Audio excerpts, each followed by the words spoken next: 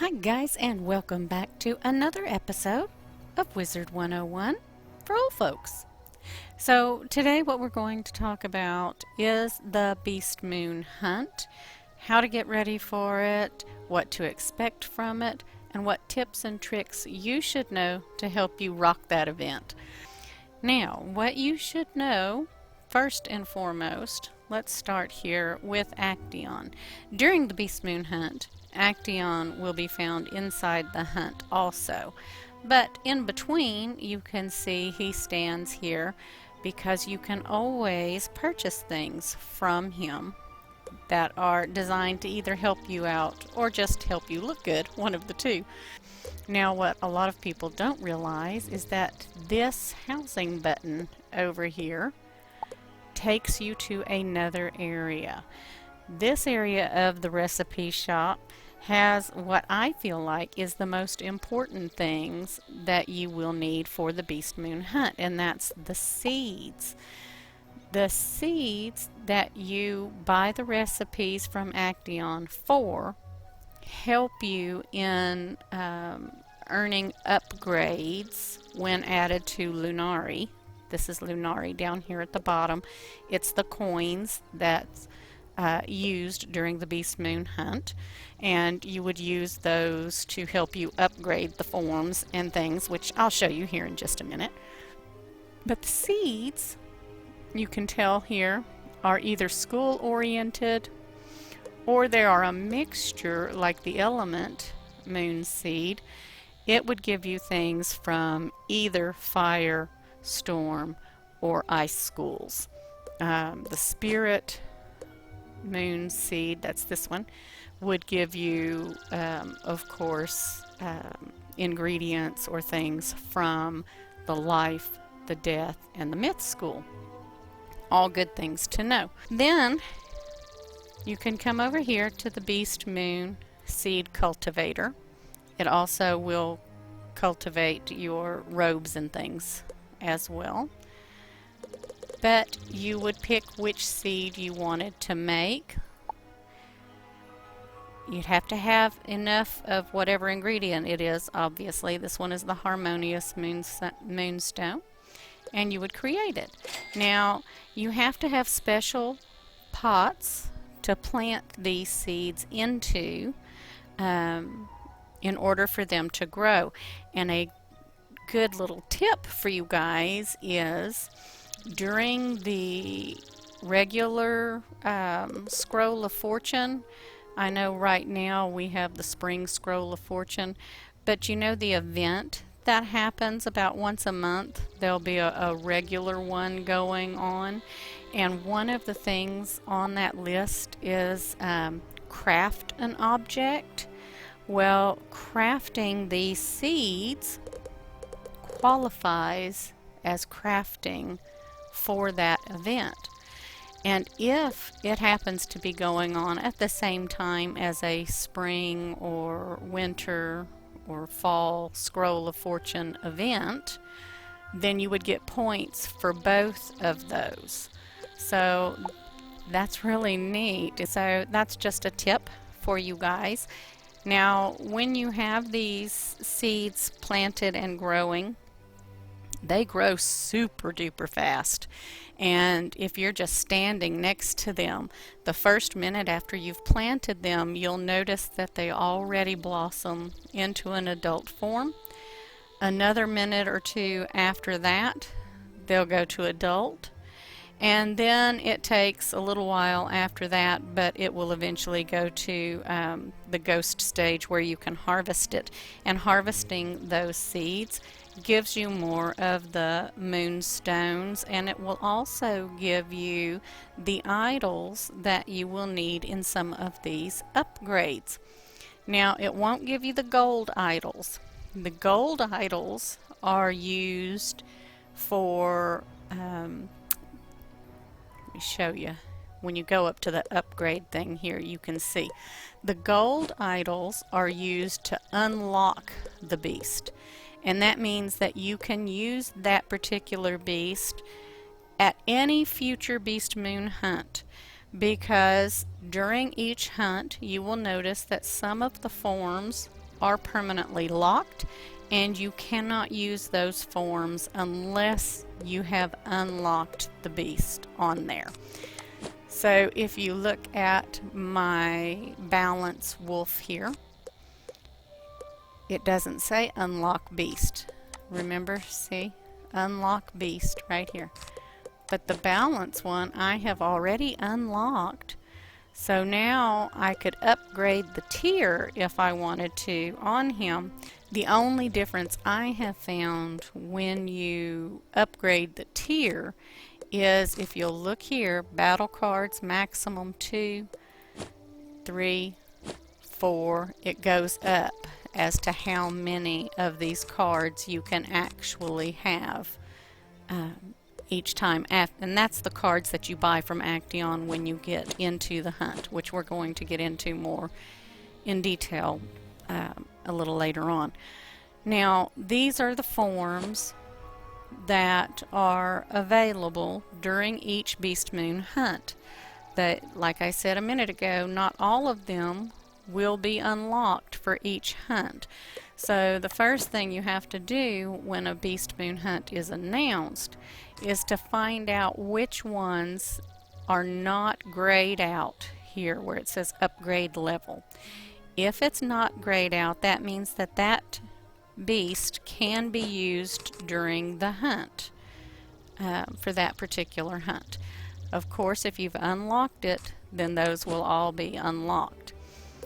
The levels here on this side, if you push the arrow, it'll show you by upgrading each time you get extra cards here, and you'll have extra cards available to purchase at, like treasure cards available to purchase from Action once you get into the hunt itself. I would suggest that you take some time before the next Beastmoon hunt and look at each of the beasts and look at each of the levels to see what cards you would get for them. Every single one of these has good points to them, so they all have their different strengths and weaknesses. Really a good idea to come over and take some time and really study and look at the different cards that are available and what each of these beast forms are capable of doing. Once you get a handle on that, then when they announce that the Beastmoon hunt is on, you'll have an idea in your head which one of the beasts you want to try. To level them up, it would take the regular idols. To get the regular idols, you plant the plants, and as part of the harvest, you get the regular idols. Now you can't, when you're first starting out, you're not going to have any Lunari, and you're not going to have any pots to put these seeds in. You have to win your first few, or at least play your first few Beastmoon hunts, and part of the reward system will give you pots. They're only going to give you a total of 3 pots though, so don't sell those pots when you get them, because after those 3 they're not going to give you any more of those Beastmoon pots. Maybe you could send an email to KI and say, I accidentally sold my Beastmoon hunt pots. Is there any way I can get them back? That sort of thing, if you've already made the mistake of selling those pots. But otherwise, you won't get those pots again. It's only 3 pots that you can have per wizard, per account. The only place that you're going to find that you can get these gold idols are going to be during these events that are up here. You can see it gives you Lunari on some of them and different idols. One of these is a gold idol in here, and I don't remember which one it is now. Maybe one of the... I've already finished this one, so it's kind of hard to find. Let's see, it might have been one of these. There's a gold idol, and it says on here, gold idol. So by doing the Spring Scroll of Fortune, I did get a Storm Rat gold idol. Now I have noticed that really you don't need to level these all the way up to level 5 all the time. For me personally, I think that it's a much better idea to take 3 different beasts that you pick out that you like and level all of those up to like level 3 or level 4. That way when you get into the hunt, if someone else has chosen your beast, then you can still have the choice of one of the other 2 that you have partially leveled up. Okay, so let's talk a little bit about what happens when you go into the hunt. So when you have your ideas, you've got your beast leveled up, if you've got Lunari. If you don't have Lunari, then you've at least got an idea of what each one does. You're going to go into the hunt, pick out a form to play with. You're going to play a few hunts, get Lunari as rewards for the hunt, and then you can start leveling up. During the Beastmoon hunt itself, if you notice up here, it'll say on this square somewhere, it'll say Beastmoon Hunt, and you can click on that and you can join the event. And when you join the event, a counter will come up here, and it will show the number of players that have requested to join, and then it'll count up to 12. Once it gets 12 players, then a timer will start and it'll count down, and once it gets to 0, then everybody is sent into this main hall. This main hall has all the different Beastmoon forms in it, and everybody just runs and picks out the form that they want. Now if someone else has already picked out the form that you want, like I said, you'll have to go pick another form, because there can only be one of those forms per hunt that's used. Okay, so you can't have 2 wolves or 2 of the Colossus. You know, you can only have 1 on your team. At this point, you've been broken down into 2 different teams. It's a random draw. You'll either be red or you'll be blue. And you'll be with a random group of people, unless you're using the new system where you have put a group of 6 people into a group. Over here, your friends. If you have put these friends into a group with you and then joined, then those 6 can go together to do a Beastmoon hunt. Otherwise, you're with 6 random people, and it's a lot of fun because you can make some pretty good friendships during the Beastmoon hunt. What's nice about the Beastmoon hunt is everyone starts basically on the same level. You can upgrade all the way to level 5 on these different beast forms, but there are no statistics to make a difference. No one is going to have more strength or more critical or more block, that sort of thing. While you're in the hall, you pick your form, and then at the end of the hall you'll see Acteon. You can go to Acteon and he will sell you treasure cards. Now you have to have battle coins to buy these treasure cards, and battle coins are different than Lunari.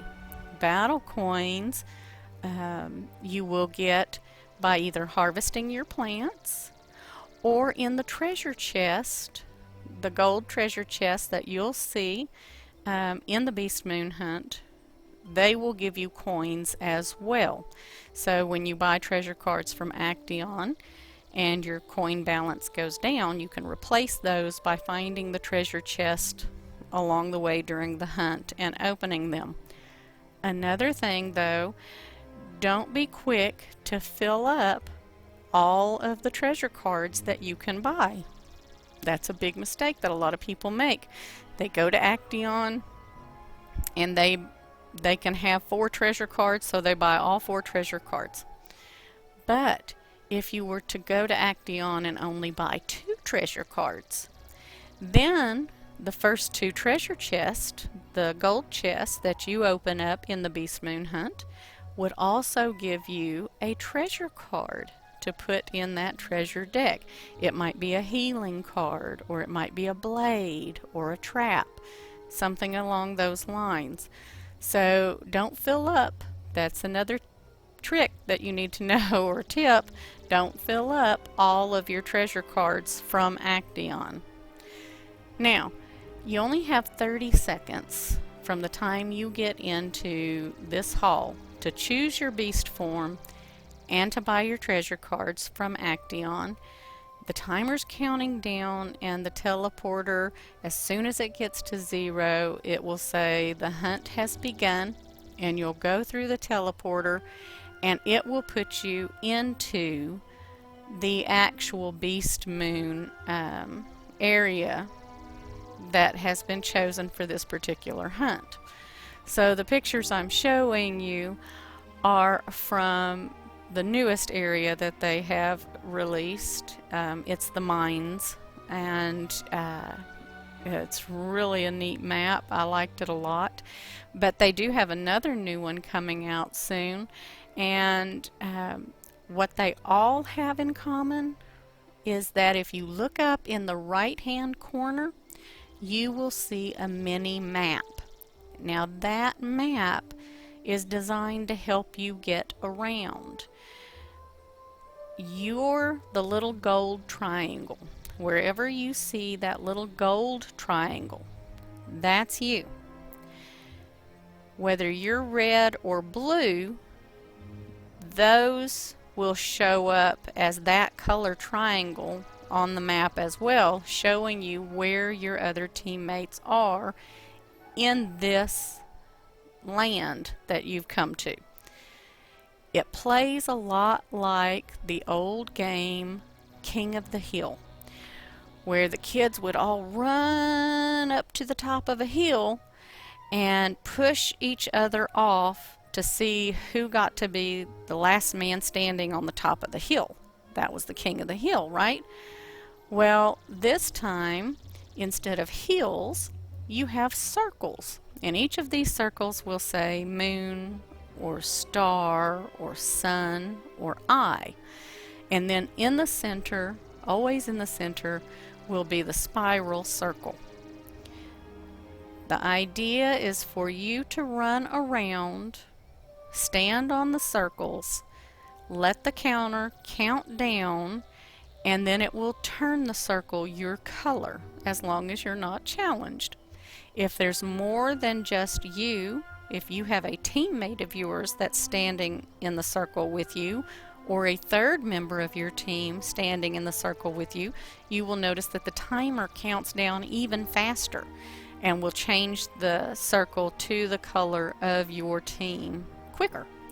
Now, if in the meantime an opposite teammate shows up, if you're red and a blue member shows up, they can challenge you by running into the circle that you're in, and that starts a battle between you. And if you're by yourself, usually you'll call out, "I need help on moon," or "I need help on star."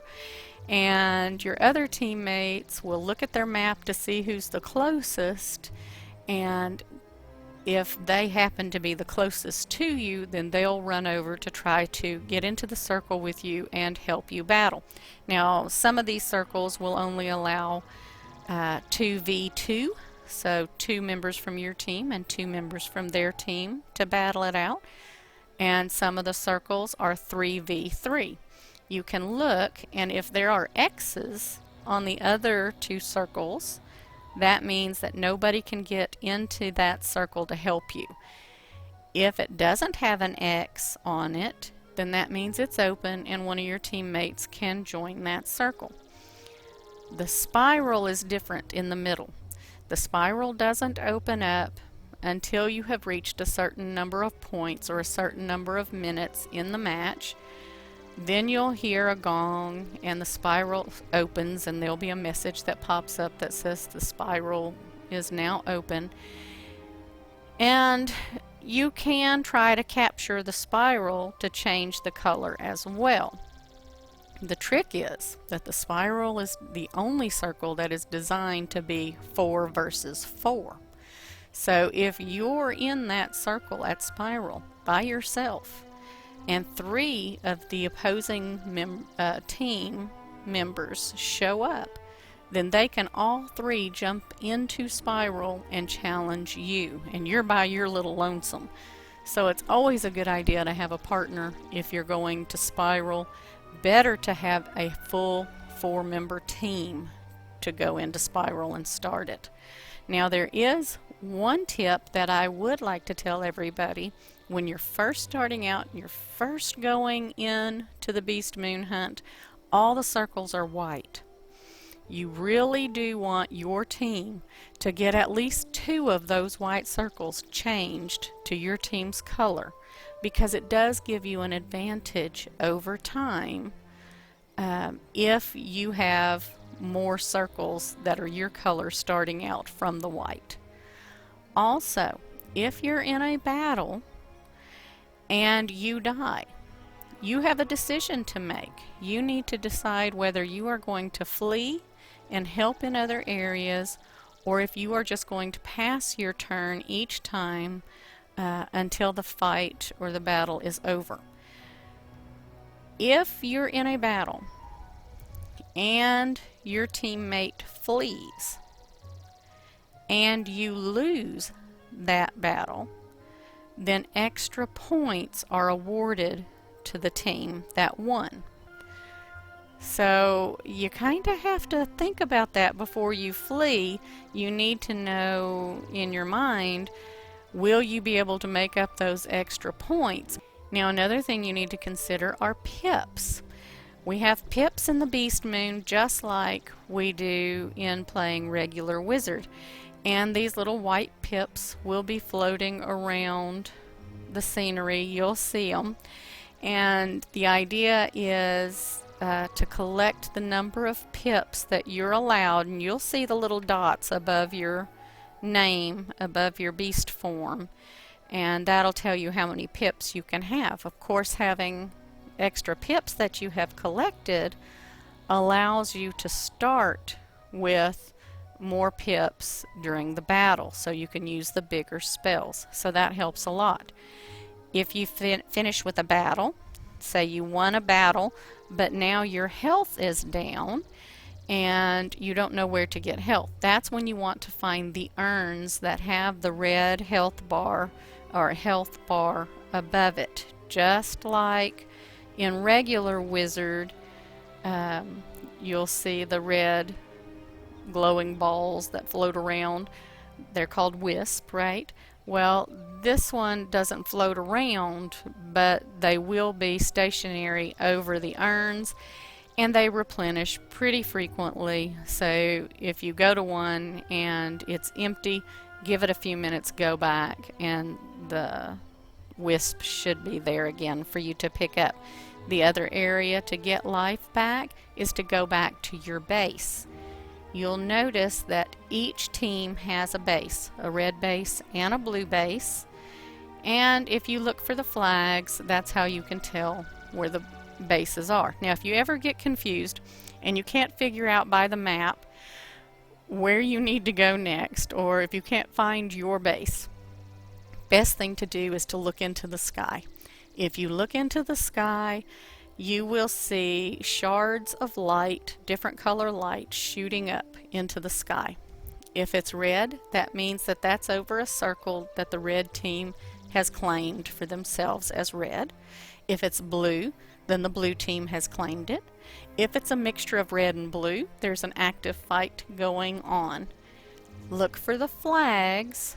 That'll tell you where your bases are on each side. So get up somewhere pretty high and just look through the sky if you get lost, and that will help you find your way to the different bases and around the general area itself.